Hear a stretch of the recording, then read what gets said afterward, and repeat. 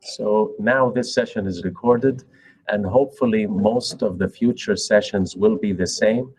And I think this will be good because it will allow us to go back and revisit what we want to revisit, and allow those who were not able to join us, whether online or in person, to go back and go through the workshop material. I'd like to thank Dr. Ibrahim and Mr. Suraj for working together to make all these workshops technologically possible. Now, today we're going to talk about Edpuzzle applications in teaching and learning. So when you look at the wording teaching and learning, in the past, we used to talk about teaching, a lot about teaching. I've been in the teaching in academia for about 36 years. So learning was not there. It was mainly about, I have a class to teach, I'm going to do some teaching. But in the past, we didn't mix teaching and learning. For me, I started realizing the value of connecting learning to teaching when I listened to a professor of education presenting in a workshop, a faculty development workshop in another university. And he gave us an interesting example and said, someone or some English teacher came and said, it's like a story, that do you know that I taught this donkey how to speak English? So everybody was surprised. The donkey can speak English? This is impossible, right? And then they said, okay, let's come to the donkey and see if the donkey can speak English. Of course, they realized that the donkey cannot speak English. So the professor or the teacher said, well, I did the teaching, okay? And this is where I personally now, I'm thinking, okay, you can do all the teaching you want to do. You can give the best lecture ever, but it doesn't mean that your students have learned the material. And we all know that, right? There's always this group in the first line of the class, maybe 10% of the class, who will learn even if you don't teach, right? These are the people who are intelligent and keen and mature. If you just give them the syllabus, they will find the material. You don't even need to give them the material. They will find the material and they will do well on your exams, okay? So when those students do well, I shouldn't feel good about myself. It doesn't mean that I'm a great teacher. They are great learners. Now, to say that I'm a good teacher is to reach those who are not good learners. How can I reach the average students? How can I reach the below average students? How can I reach the poor performing students and bring them from poor to average and above average? This is teaching. This is why when teaching leads to learning, it means we have done our job. If teaching doesn't lead to learning, it means it's a huge waste of time. Another thing, when I first joined this institution in 2017, I remember a meeting with our chancellor when he said something to me which was outrageous. He said, I want to get rid of those lecture halls, okay? I want to take down those lecture halls and turn them into something else. I said, lecture halls, all my life I've been either in a lecture hall as a student or in a lecture hall as a professor teaching, okay? Of course, what he was referring to is, the famous saying about teaching and learning. When it starts with, lecture me and I will forget. You know that one? Lecture me and I will forget. So if I stand here and lecture the students, a good percentage of them are not focused, are not concentrating or giving me or multitasking or whatever they are. So again, they're not learning. They will be the poorest kind of teaching is this one-way lecturing. And we all know this, and we say it and in our discussions, and we talk about active learning so much, right? But the question is, do we practice what we preach? Some of us do, and many of us don't, because we are used to doing something and we will continue to do it the same way. And this is one of the reasons I didn't find Edpuzzle. It was Dr. Ibrahim who said there's something called Edpuzzle. I thought this was a puzzle, like, like my kids can put the pieces together and have some fun. He said, no, it's not about that. And then he introduced it to me and to Chancellor Hussam Hamdi as well, to see how we can use this in teaching and learning. So the proposal was to use it in two things: in the teaching and learning, and to also use it in faculty development workshops. Now, in today's world, as academicians, I think the word efficiency is very important, because as professors, we have too much work to do. We have teaching, we have grading, we have assessments, right? We have research that we have to do. We have a committee meeting and service that we have to do. We have accreditation and writing self-study reports. And as we go, from last decade to this one, lots of more work is being piled up on us. So instead of, sometimes we complain, and all of us complain about that. But if we can find efficient ways to do things, we will be able to do much more than we are currently doing. And I think this is the essence of this Edpuzzle, that we can manage our time better, be more efficient, and we can enhance our teaching to have better learning. I think that's the key. So in this presentation, after I finish this, we'll show you a 1-minute video about what is Edpuzzle, and then Mr. Suraj will give us a demo, right? And then Dr. Ibrahim will go into some details of how he used this in the classroom and the kind of data that he was able to get from this. And this is one of the things that I liked. Again, it's about videos, and we all did this, through the last year, the whole year. We were forced to do this voiceover slides, right? We did those videos, voiceover slides. Why we did it? Because we had to do it, okay? We could have done it earlier, but we didn't. We did it this time because we had to do it. And as some of us said, well, this is an opportunity, right, Dr. Hussein? You said this was an opportunity in one of the meetings, that maybe we can do things different and do it better and make sure that our teaching leads to more learning than it does today.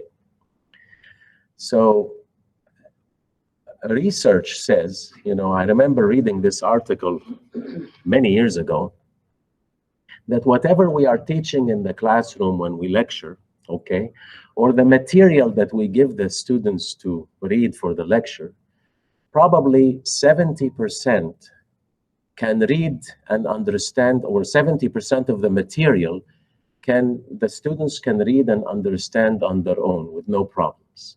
But there's a percentage where they need our explanation, right, as subject matter experts. So are we wasting the lecturing hour in saying things that would be easy for the students to read and comprehend on their own? That was a question. And this is the efficient or inefficient use of the time of the students and of the time of the lecturer or the professor. When you have 50 students and you are wasting half an hour of each, that's a lot of time that can be used in something else. And I saw in an article once, it's not a peer-reviewed article. The professor is coming into the class. He had given them material before, so he came in and he said, okay, anybody have any questions? about the material that I gave you, a few days ago. And everybody said, no questions, everything is clear. So the professor left. Khalas. They know everything. Of course, we're not sure how many read it and how many did not read it. But, we can reach a level, where students will read because they are responsible. And if they have questions, they will come and ask questions. What we are asking today is different. It's not that extreme. But if we make those videos, instead of using the hour or 2 hours of educational session, let's call it educational session instead of lecturing, and make those videos for the students and embed questions. And this is what Edpuzzle is about, embedding questions for the students to test their learning and move on, right? So when I come to class, I don't really need to say or to read from the slides or to explain from the slides all over again. Especially that these questions, maybe you had 20 questions in that 1 hour session, right? The program will give you the results of the students. So you will realize half the material was very easy.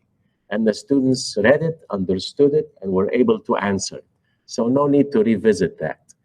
But you have maybe 5 of the 20 questions which had some level of difficulty. So when I come to class, I focus on these 5 questions and on the material that is being covered by these 5 questions.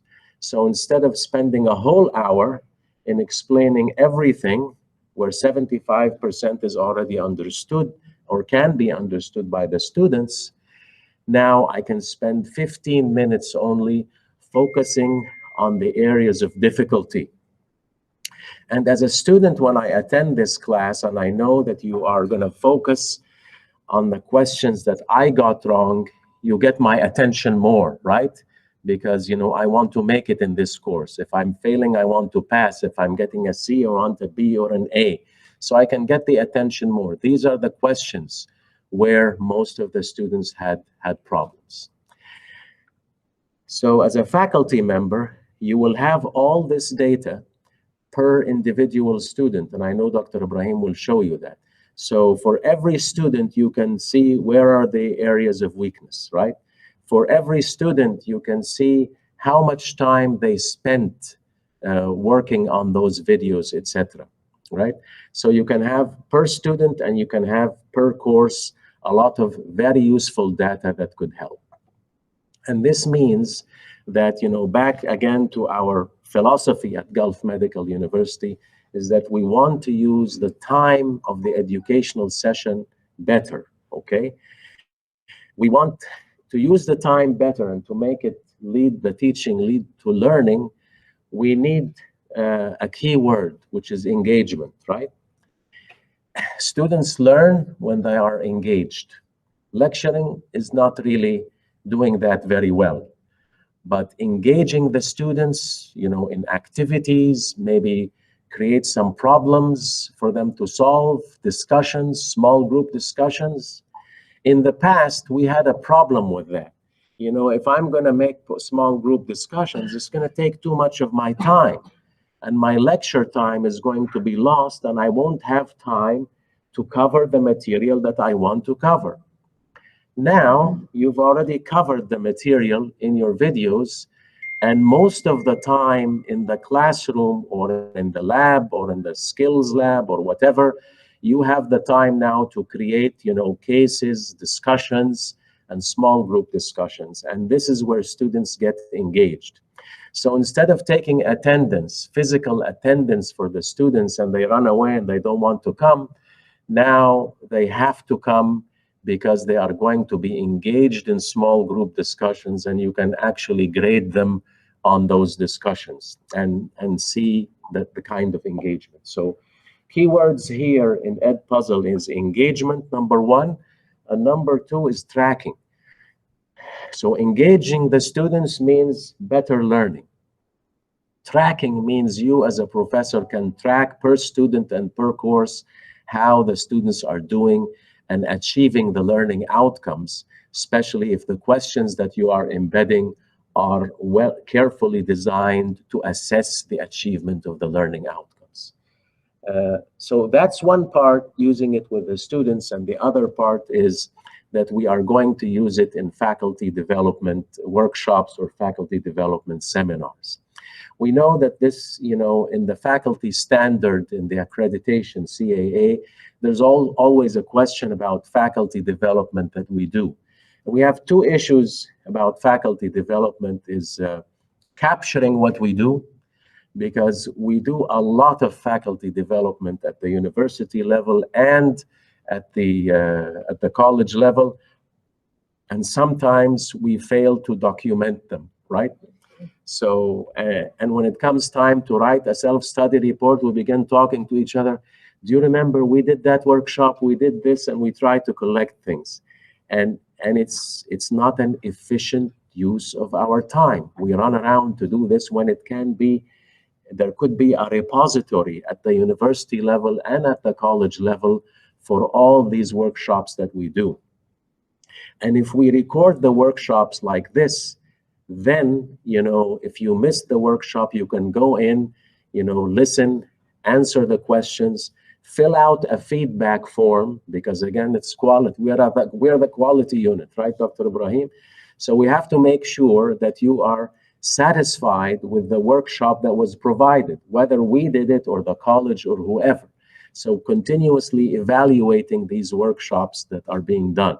So all this information will create a report without us having to go through, losing a lot of time and stress and work. So we will use the Edpuzzle in faculty development workshops, and this will enable you also to print a certificate at the end, and it will be captured by the quality assurance unit, so you don't have to submit it anywhere. When you come to faculty annual appraisal, it's already there, how many workshops you did not just attend, you participated, you answered questions, you got a certificate, you filled the feedback form, everything is going to be there. So we are very excited about using Edpuzzle in these two domains, and we feel hopefully it will help us a lot. As you can see, we sent you a registration link and a QR code, and we are trying as much as possible to become more up to date with technology as much as possible. And maybe the trigger for the QR code was some time ago. Dr. Hussam was unhappy when we had a session, and we took Miss Christie was taking attendance by a paper, and it's about using papers, and he wasn't worried about technology. He was worried about the virus and the pandemic, which is legitimate. Okay, so now when you go to a restaurant now, they don't give you a menu, they give you a QR code. So in academia we should be the same, if not better, inshallah. So with that, I'll move on to the video. Is it here? Okay, so this is a 1-minute video about Edpuzzle. We already have a subscription. The university has paid the subscription, so it's been paid for. It means we're going to use it. Okay. Okay, so let's watch it, and then after that, Mr. Suraj will take it from there. Want to create amazing video lessons in minutes? Edpuzzle is your missing piece. With Edpuzzle, you can choose from the millions of videos available from YouTube, National Geographic, TED Talks, Khan Academy, and more. You can also reuse ready-to-go video lessons made by other teachers, or upload your very own teaching video. Then, use Edpuzzle's video editor to create your perfect lesson. Embed your own questions to check your students' understanding, cut sections to show your students only the most important parts of the video, and even record voiceover so you can explain concepts in your own words. Once you finish, you can assign it to your students in just one click and prevent skipping to make sure your students don't miss a thing. When you want to check in on your students' progress, use Edpuzzle's hassle-free analytics to get all the information you need. See who still needs to watch the video, what your students responded, and their total Edpuzzle's free platform, you can make any video your lesson.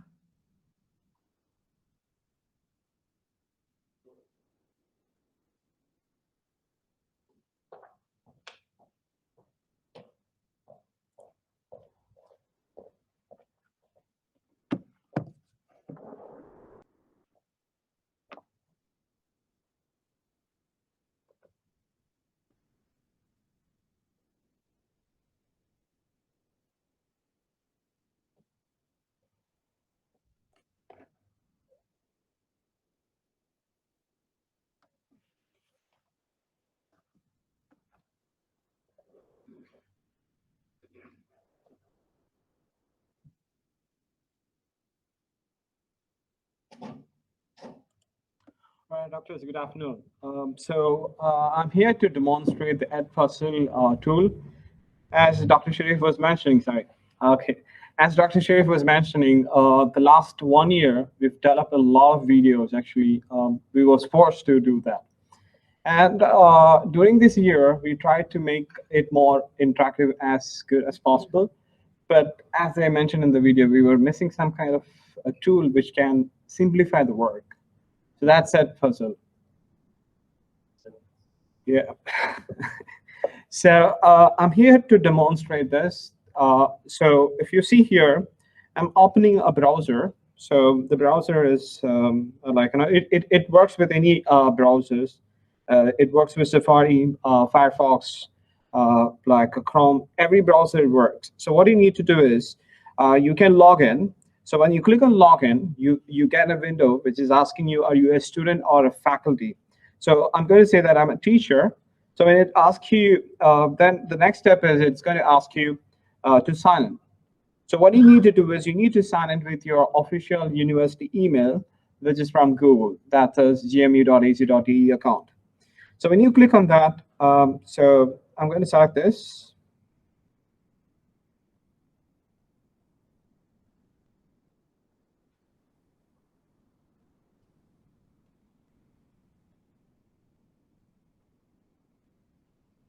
Right, so when I come over here, it's going to ask me the email address.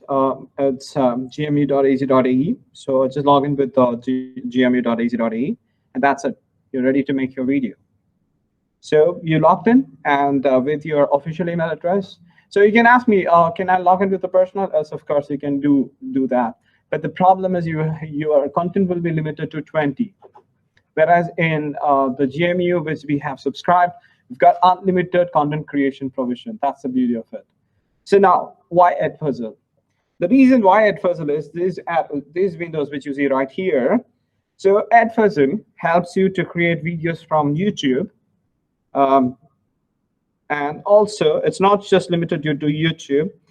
They have collaborated with multiple content creators like Khan Academy, National Geographic Channel, TED Talks, in collaboration with Google, that is YouTube. If you see here, it is developed from YouTube.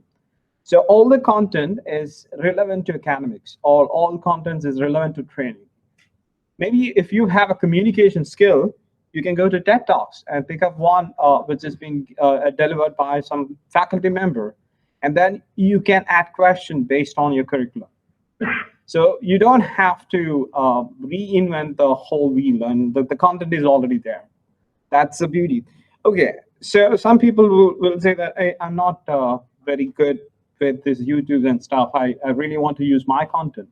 Yes, your content is already there with you. So what you can do is you can click on my content, add content, and then you can upload the video.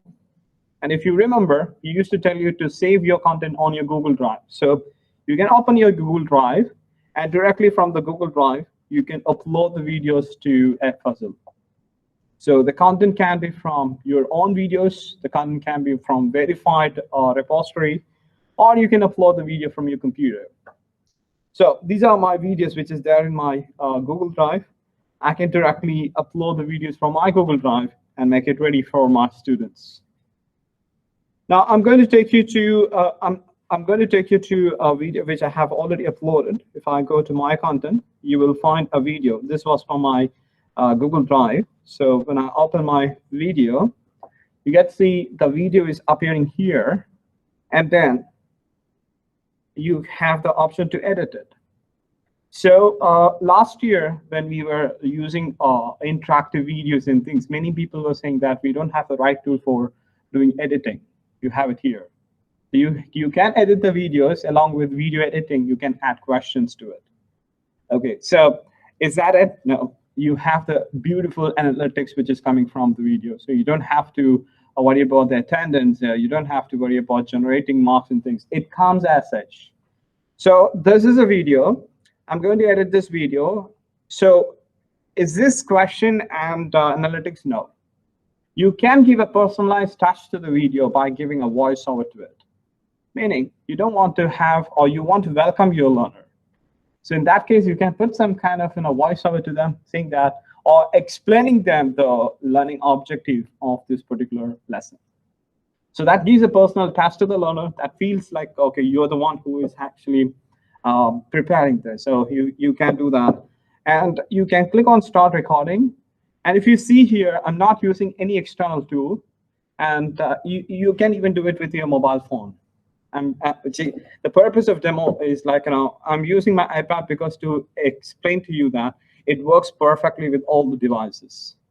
So I have clicked on the mic recording, and it is asking me to allow the recording. So yes, it started recording. You can see that the message is recorded. And then whatever I'm talking is going to be recorded. I can stop it. So once it is stopped, it's going to show me that you've got a 9-second voiceover, which is created. And then you can add questions. The questions can be multiple choice. You can have open-ended questions, which you can answer it. And also, you can have options like notes. So for example, at a point of video, you wanted to give further readings, or maybe you have some kind of the learning resource, the clinical key link you want to post there. So you can use this note to publish the links or to publish the learning resources for the students if they're interested in learning more about it. So that's how I create my videos in my Edpuzzle. Now the next question is it integrated with Moodle? Yes, it is integrated with Moodle. That's the greatest advantage we've got here. So this is actually a Moodle course. So if you come to the Moodle course, like how you go for an activity, if you click on turn editing on and click on add an activity, you will find the link for Edpuzzle right here. So when I click on Edpuzzle, it's going to ask me what you want to create. So I can give the activity name. It could be the lesson title. It could be the title for a practical session or PBL, preparation for that. So whatever title you wanted to give, you can give it right here. And now, after giving the title, if you're logging in here for the first time, it will ask you to sign in. That's one time. So when I click on select content, it's going to take me to my Edpuzzle account, which is there in my Edpuzzle. All the videos which I have published, which I have authored, or which I have created is going to be available here. Now what I'm going to do is I'm going to select a video, and then I'm going to click on this, and then I'm going to say that assign this video to the student. While I'm assigning this video to the student, it's going to give me an option to prevent skipping, meaning if a student is watching a video and they are minimizing the video doesn't count, it stops there. So that's the beauty of it. So the students cannot just keep the window or minimize and then they cannot continue the work. So that's the skip option. And then if they wanted to have the caption open, that is also there. So you can activate according to need, and then you can assign it. Now, once you assign it, that's it. It's all set for the student. So if you have a grade for this activity, yes, you can do the grade for this. You can assign the grade for this. And then you can click on save and return to the course. So once you do that, your Edpuzzle activity is going to come back, or your Edpuzzle activity is added to your course, and you're going to return back to your course page, which is having the interactive lesson. So it's as simple as it is. And as Dr. Sharif was saying, you don't need a classroom, or you don't need a computer to do that. You can do it on Go. That's the reason I'm demonstrating with my on-Go device. So if you see here, the case is ready. That's right here. It's ready. And when you click on this, you as a teacher, when you click on it, You get to see the students who have attended here. The analytics is going to be in this platform itself. And the question answers is also going to be displayed here. So these are the tabs which is going to give you the analytics. Let me zoom it for you. So if you see here, the bottom part right here. Okay, so coming back to this course, maybe I'll show you with an example of a previous one. Okay, right here. So if you see here, the student name is going to be displayed there. The questions are going to be displayed there as well. So how many questions you have, how many of them were right, and the student performance is going to be also displayed right here. So this is how the Edpuzzle is going to help us in making interactive content. That's a very quick demo about the Edpuzzle tool. And if you have any questions, I will be happy to answer that.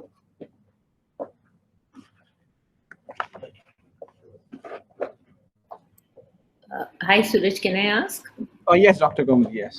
Hi. Yeah. So I wanted to ask, can you only go to those sites with which they have done? Otherwise, it would be copyright infringement, right? So only with those particular things that they have tied up with, like TED Talks or Khan Academy and so on. Yes, yes. You can't take from anywhere and put it in. I mean, I feel that I'm worried that others will do so. What will happen then? No, you can do that, but the content which is being provided by Edpuzzle, they take care of the copyrights. Because I had this question to the team who had given me the demonstration. They said the content which is available with the Edpuzzle repository, it is from them, so we don't have to worry about it. So, but you have a provision to upload your own content. So yeah. For that. So it should either be the ones which are their partners or our own, not just anything from anywhere that we source. Absolutely, Doctor. So I think it should become clear to everyone. Yes. Yeah, thanks. Yeah, that's it, Dr. Shiv. Thank you, Doctor. Hello, everyone.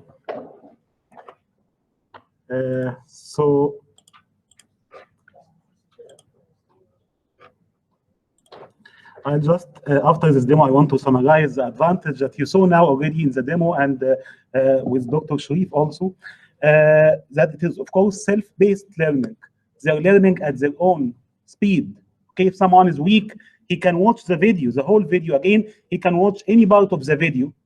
And even if you prevent skipping, you prevent forward skipping forward, but he can rewatch any section. And even in the analytics that you saw now, you can see each student watch each section. The section, I mean, between the question and the next one.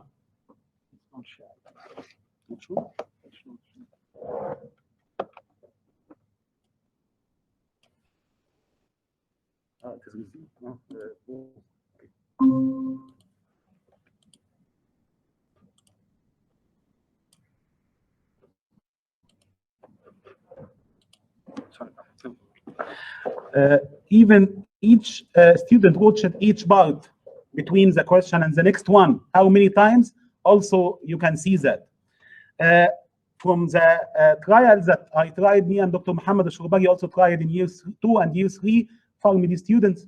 The feedback was great, really, and the analytics helped us really to identify the weak students.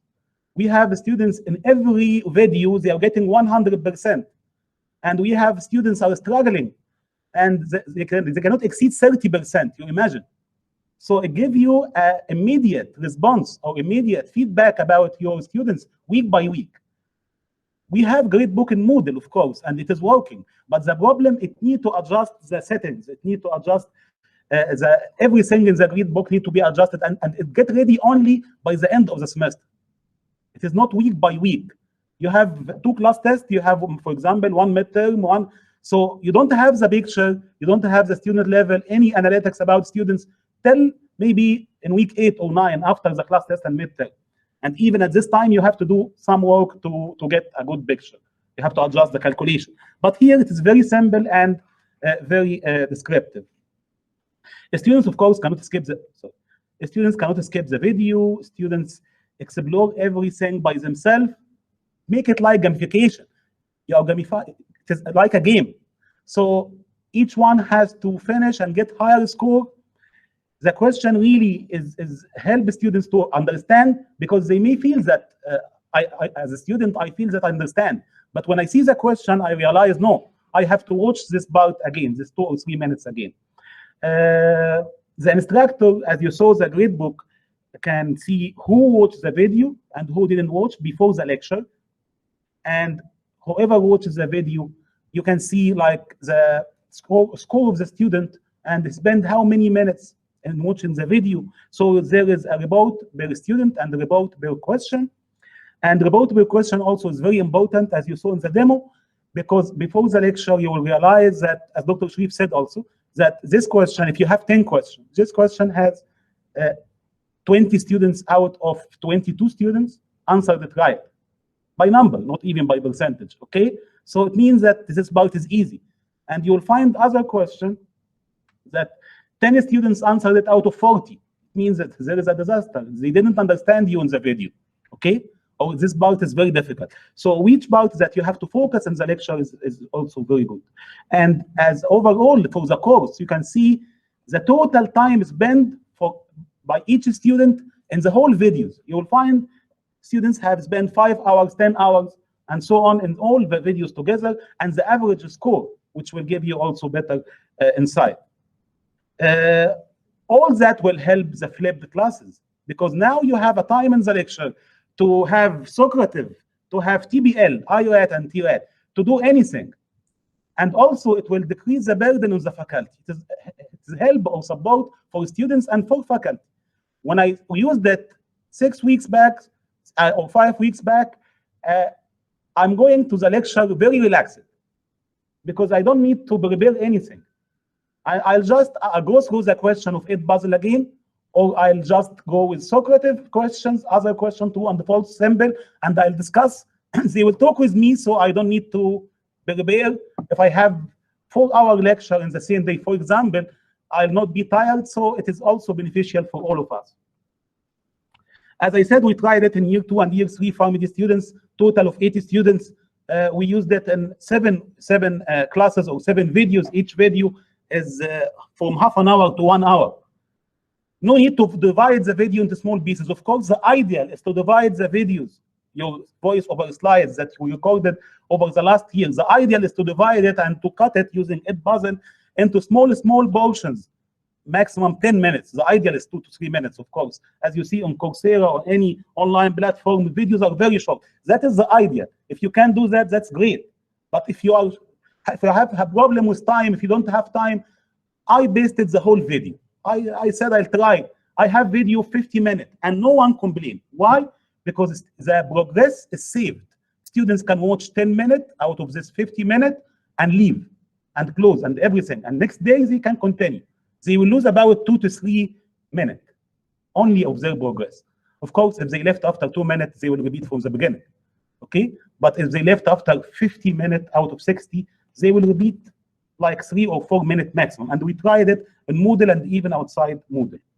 It seems there is a lag in saving the progress. Okay? So even we can recommend the students don't close immediately after you reach certain point. Just pause the video and wait 4 seconds and then close it. It may be that is the reason. Okay, so let's go for an example. It's again another demo, but from one of the activities that is already done.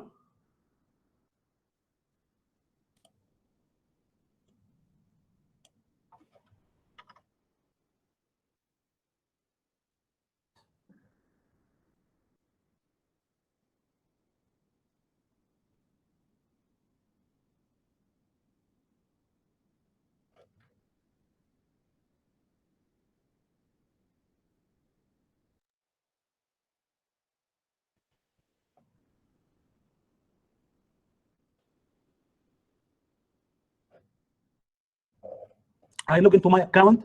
Of course, I used not GMU account because I started before payment. So I used personal account or another university account. But of course, I'll shift all the videos, and even shifting the videos from one account to from one account to another is immediate and instantaneous. Just you will take the copy and search from the other account, you will find and copy to the new account.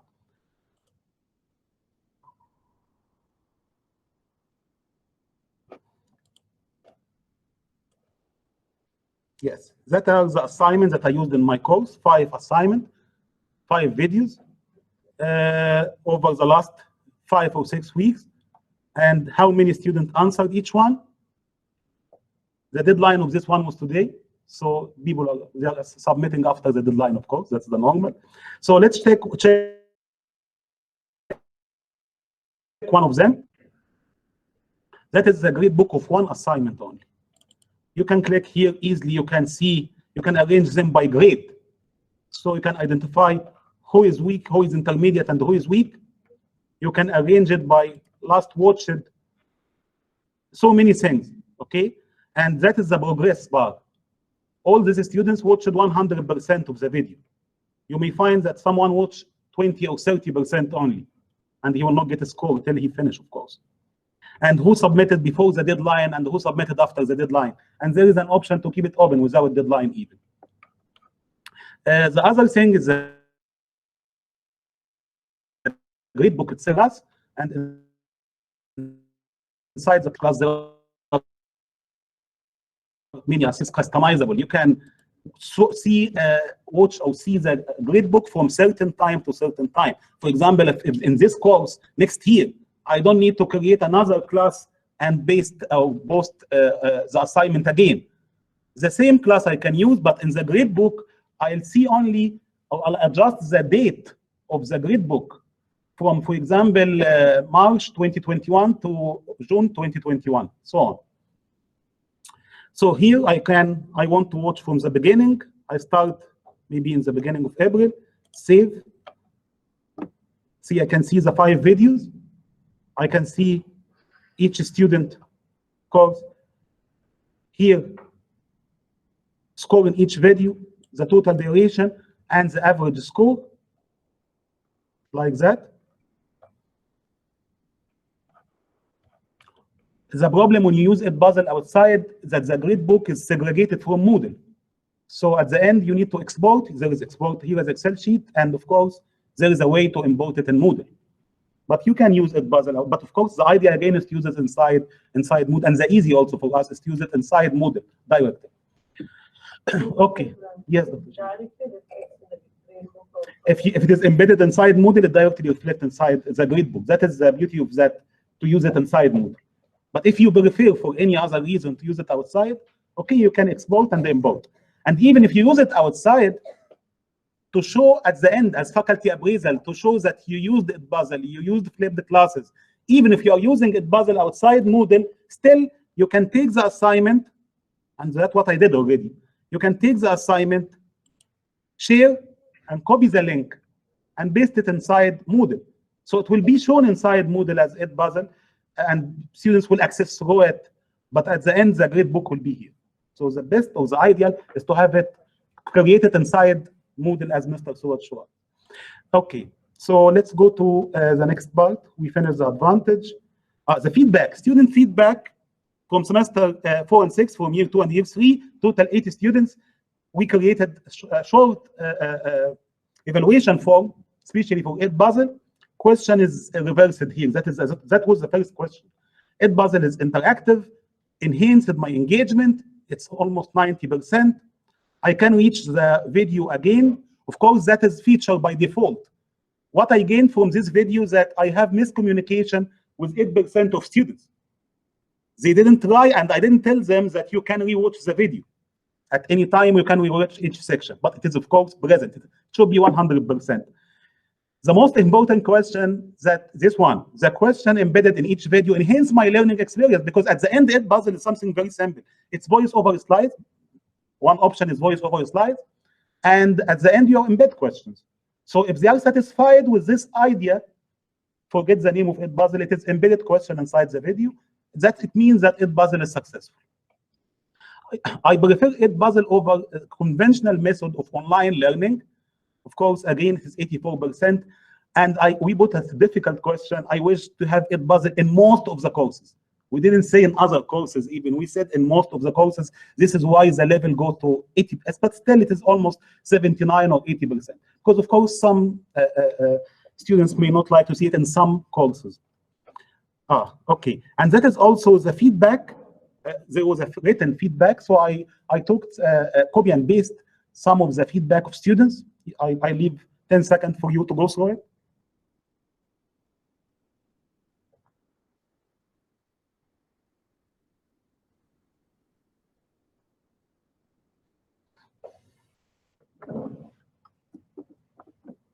So they are really happy, and I got also verbal feedback during the lecture after first week, because if they are not satisfied, I would not continue to use it. Regarding the faculty development application, we thought in the beginning, the first course of faculty development is to have a course on how to use Edpuzzle. Of course, we have a demo now, and we have a video before that 1 minute. So the third level of having a video 1 minute and then a demo for 15 minutes or something like that is to have a course available, and it will remain available online. If someone joining next year, he will be able to use it or to get the course and get the certificate, right? So the first course is to use how to use Edpuzzle. And we didn't create the material. We retrieved the video from them. They have 2 levels. They posted on their website for faculty and teacher to learn Edpuzzle. So, and they give access to us, to everyone, to retrieve their video, to copy this video in my account. So I copied all their videos of they have 2 levels, beginner and advanced. I copied all the videos of beginner and advanced. I arranged them. I kept them in our account here. So when you answer the question, it will come to the quality assurance unit account, okay? So the quality assurance unit account will be able to watch or to observe the progress, the score, and everything. And we will use also, or we are ready even to use it to make a course about writing self-study report. Of course, we are having now some of the programs are pending for submission, and everyone is working almost in all colleges. So, and we created also, we did workshop also 2 months back or 1 month back, but not for all colleges. So we created a nice presentation, and this presentation is discussed with good number of faculty and deans, and even Professor Hussam, Professor Sharif, and Professor Manda attended this session. So we even edited this presentation live in their presence and in presence of deans also. So the next course, which is writing self-study report, we took these slides. Dr. Asma and Ms. Aji, they recorded voice over slides. And then we cut these videos because, for example, the section 2, it's educational program, the video is 1 hour and 10 minutes. So we didn't like to have long videos like that. We need to make something good. We have time. So now we are cutting it into video, small pieces, 8 minutes or maximum 10 minutes, and it will be posted on our portal. Okay. The future courses, Mr. Suraj is working on Moodle beginner level and the advanced level. Of course, beginner, if someone didn't use Moodle before or didn't use any LMS before, if someone is joining, I mean, we can recommend that he take this course, but maybe, of course, it is available for us also. But of course, even if we know everything about Moodle, if we feel that, I'm sure the advanced level course will be very useful to all of us. And also, there are so many ideas, and Stella will collect even ideas from you about the courses that will help all of us. One of these courses could be policies and procedure. Of course, we will not memorize the policies and procedure, but we can make like a module how to search on the website, on our Q portal, okay? The second module is to give you cases about one student is cheating. What shall I do now? So it is a real life cases, but not medical, of course. Cases related to the policies, cheating, plagiarism, and so on. And we will ask or give you option MCQ, so it will be auto-corrected. And you will search in policies and answer the question.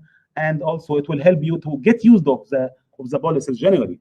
And you'll remember at least the most, and we will not ask in all policies, will not include all policies. We have more than 100.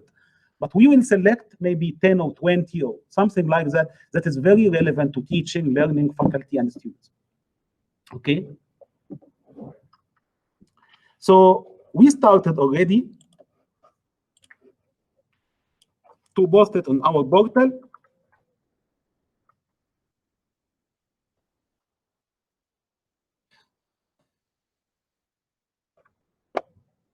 Here, faculty, under faculty, there is course called faculty and staff. There is page faculty and staff development courses.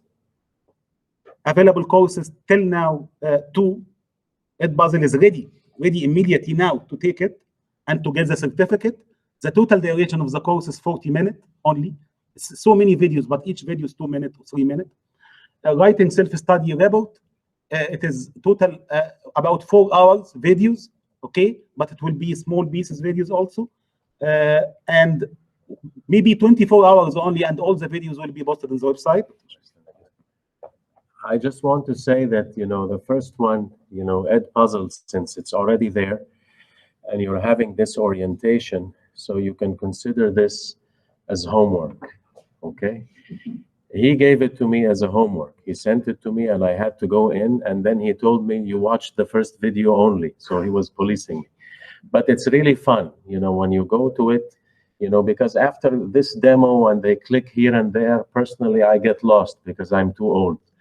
But when you go do this step by step, it's really very easy and very simple. And hopefully it will help you appreciate more what is being done. And hopefully it will convince you that this will help you, not only the student, but will help you as well. Again, as we make changes in the way that we teach and we use Edpuzzle in different things, it's a change. And being human, we resist change, right? And at the same time, we don't want to say you have to use it or else, because it's against human rights, right? So we'll say, Edpuzzle is good for you. It is something like the vaccine, but you don't have to, okay? What do you want? From what I have understood from here, Edpuzzle is not only for teaching and learning, it's also great for assessment. Because what I know that the students cannot go and fix. Why don't you come and talk here? Because this is being recorded and the questions, the questions need to be captured. Because if someone is online or someone wants to watch, go ahead, ask your question. It's just from what I understood here, as I mentioned, that this is not only for teaching and learning. It's actually can be used by assessment, because what I know that if the students go and click during watching the video and they choose one answer, they cannot go back and fix this. It will be just one. It's only one time.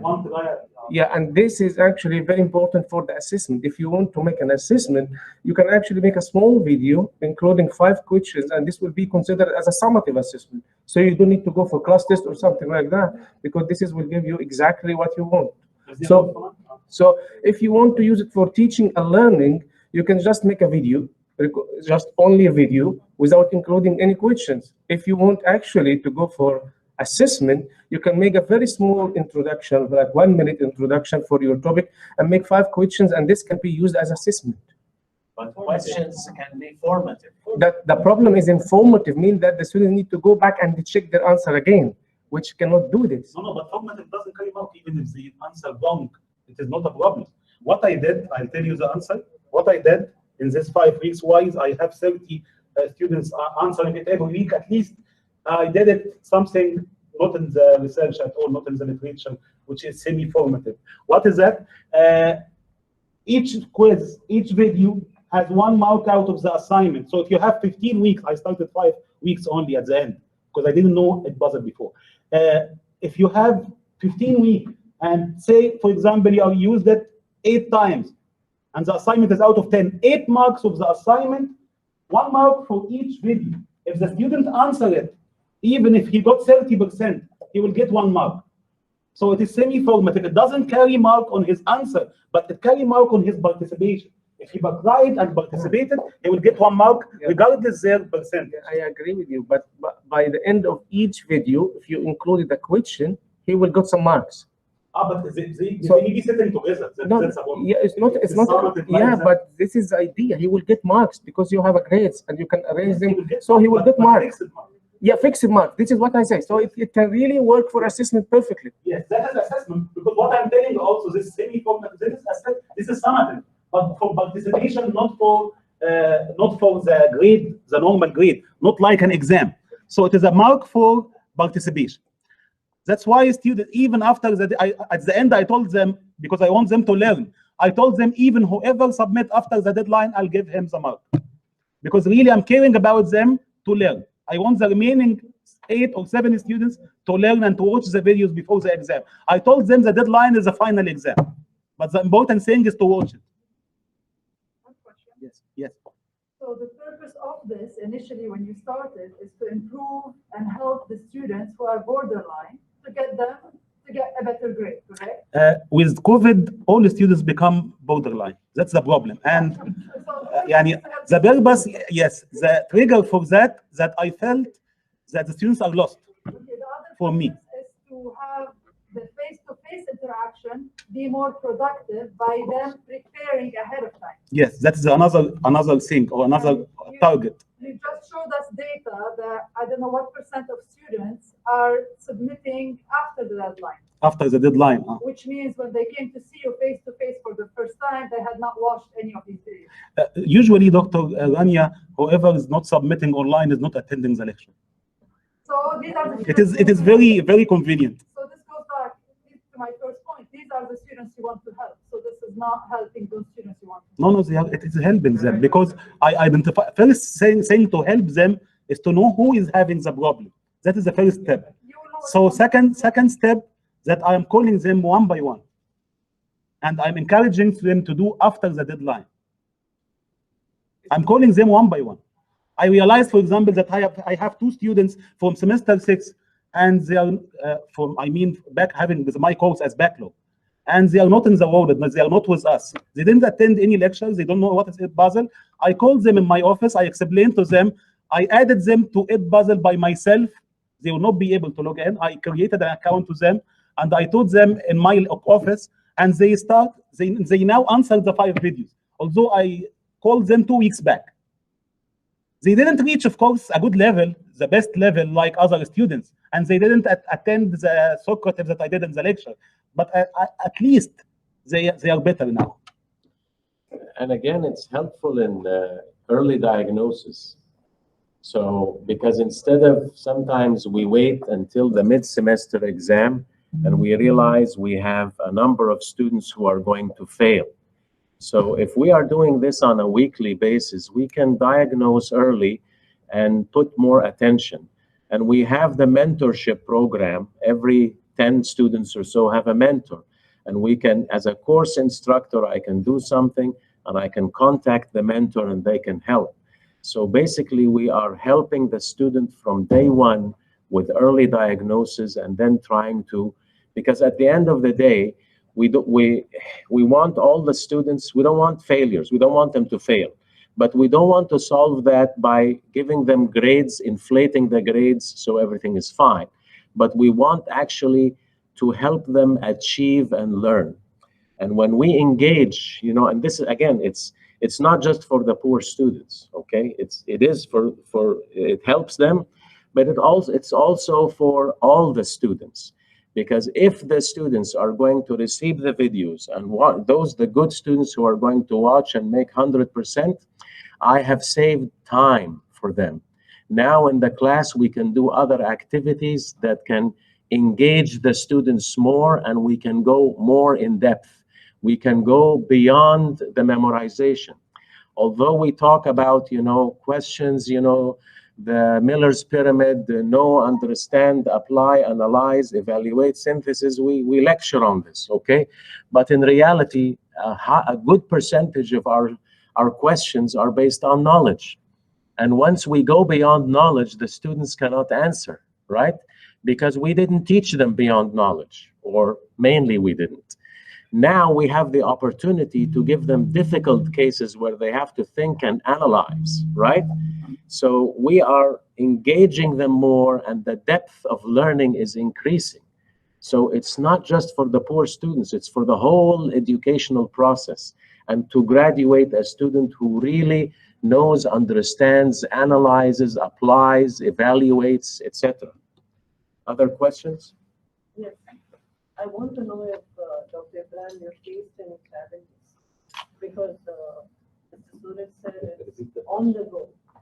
So Dr. Janita is asking if there was a challenge while applying that. Really, I didn't face any challenge because the first thing I did is to take their course, the Edpuzzle team course that now I pasted in our account. So I didn't face any challenge, this course, yes. And the challenge even for students, I just, on the Moodle, I pasted 2 videos for them, how to use it as a student. What is Edpuzzle and how to use it as a student. So students even was not struggling from the first week. So challenge in terms of what? The only challenge that some students, when you may be observing that in the gradebook, some students create 2 accounts. They forget the first account, so they create another one. That is very simple challenge, and I can fix that. We can fix that. But if you are using Moodle, the students will not create any account. Students will go in and answer without logging in. So even you will overcome that by Moodle. Yes. We are already using ScholarRx as a tool. Yes. So how do we integrate into it? It is not full integration, but you can always keep links here in your video to ScholarX. As insert note inside the video, and in the video there is in the note there is an option to keep links for any material. In reality, we are creating a video which is a little better than the video which we are actually uploading in our routine classes. This is what you're saying, right? Yes. I think ScholarX, what it can. Let's say in ScholarX, you have got a session. So you make your plan for the session using Edpuzzle. And when it comes to the area where you want the students to have a kind of look on the ScholarX, you can put the link using the notes there. So from the Edpuzzle, they will go to that. So you will have a track how much time they spent on this, and who all clicked on the link. Those can be tracked by Edpuzzle. Yep. How different is this going to be compared to the lessons? Lessons were not that interactive. And also uploading the content, because see, the challenge we had with lesson is the videos. Now we have got an unlimited space in Edpuzzle. The contents are unlimited. You can upload any video which is below 1 GB to Edpuzzle. So you're going to create a library for yourself, like how you have PowerPoints for you in your hard disk. So you're going to have a cloud account where you have the videos created as a lesson. Yep. Yes, just now I just want to demonstrate also the faculty development courses that we have, how it works, how to log in, how to create an account.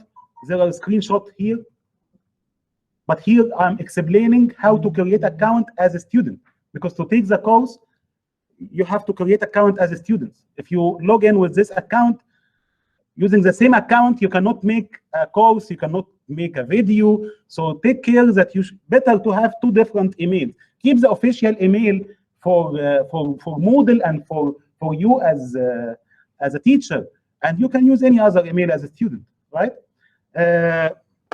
Because at the end, what is reflected in our account is your name. So you can use your non-official email to create an account and to log in. And of course, this video is directed to students. For us as a student now, what will I see? I'll see the video. The video will stop, and I'll find the question. I'll answer it. What to click to make rewatch. Okay, how to find my mark after finish. How to go to the next question. So this video is 2-minute video just to explain the layout or the overview how to use as a student. And then at the end, you need to collect your certificate. So how to collect your certificate? You can read it. After completing the course, you'll find a link. This link will take you to a form, jot form like what you are taking. We are making now for the attendance. You will fill your name, email ID, and you will select the name of the course from the drop-down menu. Either you are taking Edpuzzle or whatever, and you will submit it. Once you submit, you will get a notification to your email that your response has been received, and it will be checked. In the quality assurance unit, immediately you will receive an email telling that Dr. Muhammad or Dr. Ahmed has finished the course and he's applying for a certificate. We'll go to Edpuzzle. Within 5 minutes, we can check the progress that you watched all video and click approve. Once we click approve, you will get an email with a link. You can download the certificate from it with your name, the name that you entered in the form, the course name that you entered in the form also automatic will be embedded in the template that we are preparing inside JotForm. Okay. If we find that you forgot certain video or something like that, you will receive an email. Not your request is rejected. It will be like your request is pending. So to be more polite, okay. And it is written, please watch the remaining videos to and apply again for a certificate. Okay. I think that's all, Dr. Sweet.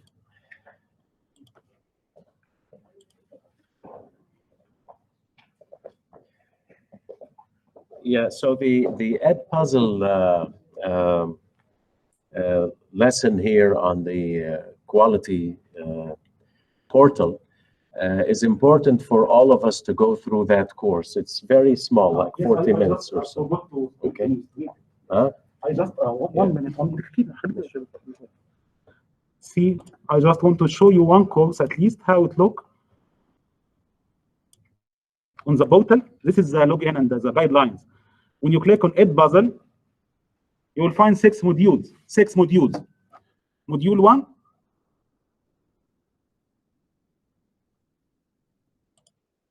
Yes, all the videos are here. You can log out and log in from here. After logging in, if the video is not loading, just refresh the page. Sometimes it happens. Okay, just refresh the page one time, it will work. So log out and log in from here. Once you log in one video, you will be logged into the whole course and the other courses also with the same account. And when you close the browser and open again, it will remain logged in like that. So it is very convenient. So you will finish the first module and then click here, something like Coursera and other things. You will find module 2 and so on, module 3, module 4, module 5, till you reach module 6. And of course, after watching the video for the first time without skipping, this video now is saved in your account that you watched it. Anytime after that, you took the course, you took the certificate, but next semester, you want to use it. You want to use Edpuzzle.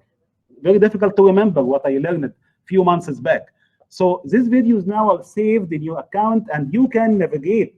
You can go right and left and do everything in the video because you want to go to the 5th minute or 6th minute of certain video and find how this is done. You want to search about certain point, very critical or small point. After finish, you will collect your certificate. That is the end of module 6. Collect your certificate.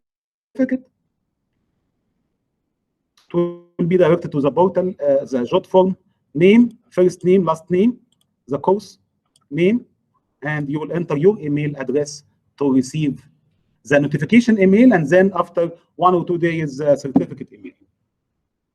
Yes, Dr. Wahid, you have a question? I just have one question. After I edit the video, create and edit the video, can I download it outside the Edpuzzle? No. It will remain online. It will remain online. I cannot edit it. But you can create, if you want a backup, you can create another account and take it to the other copy to the other account. So the first account, another Edpuzzle account. I will not have it as a video.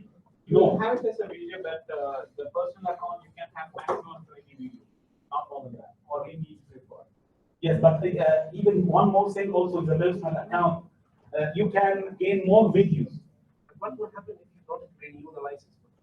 I'll tell you. We will renew the license. Okay. But there is another option also. Is this a yearly subscription? Yearly, it's a yearly subscription. مش مهم كام. Yearly subscription. Now, let's just because we don't want to take more time, okay? We want to observe and respect time, which is very strange. Now, the focus here, what I want to say is that this Edpuzzle course that Dr. Ibrahim just explained, this modules to go through, when you actually go through it and answer the questions, believe it or not, it's fun. I tried it. It's fun. It's nice. It's not something heavy. It's not time consuming. And it's not only fun, it's mandatory.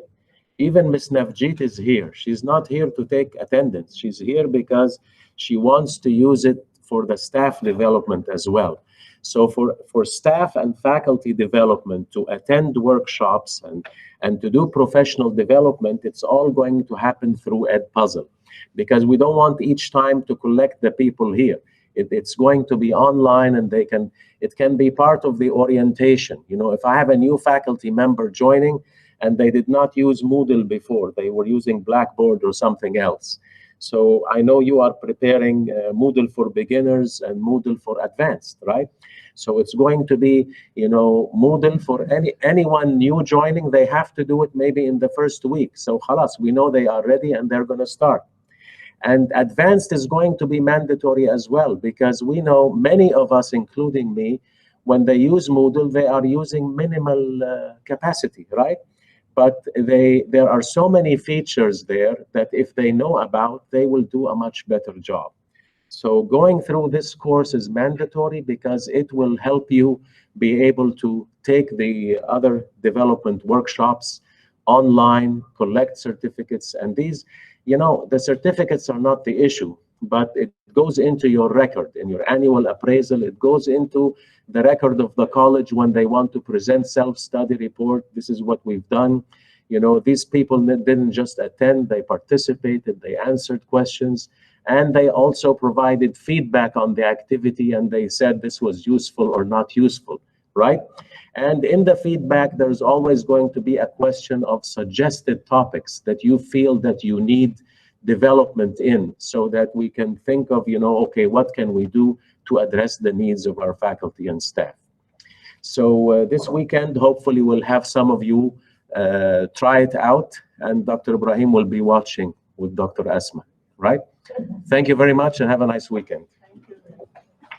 Thank you.